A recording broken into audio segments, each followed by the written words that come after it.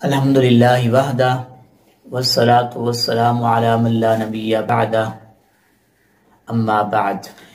ایک بھائی نے یہ سوال کیا ہے کہ یہ روایت بیان کی جاتی ہے کہ میں علم کا شہر ہوں اور سیدنا علی رضی اللہ تعالی عنہ اس کا دروازہ ہے، کیا یہ حدیث صحیح ہے؟ تو اس کی وضاحت فرمائیں۔ عرض یہ ہے کہ بعض لوگوں نے سیدنا علی رضی اللہ تعالی عنہ کی محبت میں بہت غلو سے کام لیا ہے اور ان کی شان میں من گھڑت احادیث اور باتیں بنی ہیں اور ان باتوں کی بنیاد پر اپنے عقیدے کی بنیاد رکھی ہے اور اب اس عقیدے کی بنیاد پر اپنے مدرسے اور اپنی جامعات کے نام رکھے ہیں اور یہ کہتے ہیں کہ رسول اللہ صلی اللہ علیہ وسلم دار الحکمت ہیں، یعنی حکمت کا گھر ہیں، اور یہ کہتے ہیں کہ رسول اللہ صلی اللہ علیہ وسلم مدینۃ العلم ہیں، یعنی علم کے شہر ہیں، اور علی رضی اللہ تعالیٰ عنہ اس کے دروازہ ہیں، اور گھر میں داخل ہونے کے لیے دروازے سے ہی گزرا جاتا ہے، دروازے سے انسان گزر کر گھر میں داخل ہوتا ہے، لہذا علم و حکمت علی رضی اللہ تعالیٰ عنہ میں مختص ہے، اور اس لیے سیدنا علی رضی اللہ تعالیٰ عنہ کو خلیفہ بلا فصل کہتے ہیں، اور قرآن کریم میں بھی آتا ہے وَأْتُوا الْبُيُوتَ مِنْ أَبْوَابِهَا، جب تم اپنے گھروں میں داخل ہونا چاہو تو دروازوں کی جانب سے داخل ہو۔ یہ وہ لوگ بیان کرتے ہیں جن کا خیال اور وافظ والا ہے، تو عرض یہ ہے یہ حدیث بہت ضعیف ہے، اور جتنی بھی سندوں سے یہ حدیث بیان کی گئی ہے وہ تمام کی تمام سند و تمام کی تمام اسانید ضعیف ہیں۔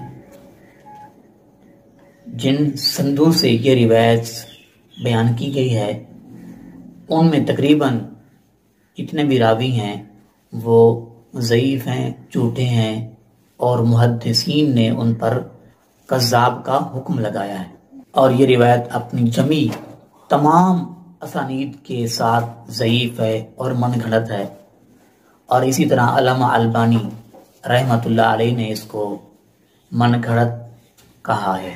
ملا علی قاری رحمۃ اللہ علیہ نے یہ کہا ہے کہ اس حدیث کا مطلب یہ ہے کہ علم کے جتنے دروازے ہیں ان دروازوں میں سے علی رضی اللہ تعالیٰ عنہ ایک دروازہ ہے۔ اس کی سند میں ایک راوی ابو سلط عبد السلام بن صالح، یہ ایک بہت بڑا کذاب ہے۔ یہ سند مستدرک حاکم میں، طبرانی کبیر، تاریخ بغداد، تہذیب الآثار اور تاریخ دمشق میں موجود ہے۔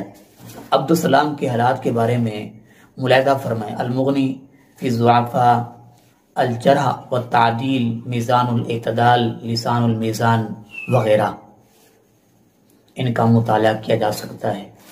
اور دوسری سند میں شریک بن عبداللہ ہیں، اور یہ سند ترمذی میں موجود ہے، اور یہ روایت مستدرک حاکم میں، تاریخ بغداد میں، اور اس کی سند میں احمد بن عبداللہ بن یزید حرانی دجال اور کذاب ہے۔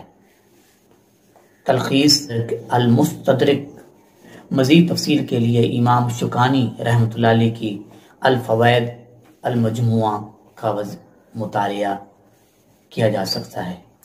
اس ضعیف موضوع روایت کو اگر تسلیم کیا بھی جائے تو اس کے پہلے حصے کو مد نظر رکھنا ضروری ہے، اس کے پہلے حصے کو دیکھنا چاہیے اور اس پر غور کرنا چاہیے۔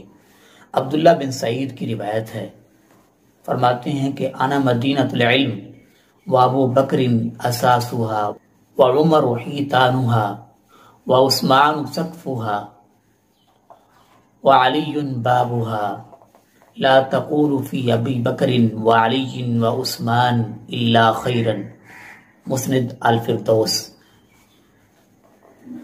فرمایا کہ میں رسول اللہ صلی اللہ علیہ وسلم نے فرمایا میں علم کا شاعر ہوں، اور سیدنا حضرت ابو بکر صدیق رضی اللہ تعالیٰ عنہ اس کی بنیاد ہیں، سیدنا عمر فاروق رضی اللہ تعالیٰ عنہ اس کی دیوار ہیں، اور سیدنا عثمان بن عفان رضی اللہ تعالیٰ عنہ اس کی چھت ہیں، اور سیدنا علی رضی اللہ تعالیٰ عنہ اس کے دروازہ ہیں۔ اور فرمایا تم ابو بکر، عثمان اور علی رضی اللہ تعالیٰ عنہ کے بارے میں کوئی بات نہ کرو سوائے خیر کے، یعنی ان کو برا بھلا نہ کہو۔ یہ اللہ کے رسول علیہ السلام بیان فرما رہے ہیں۔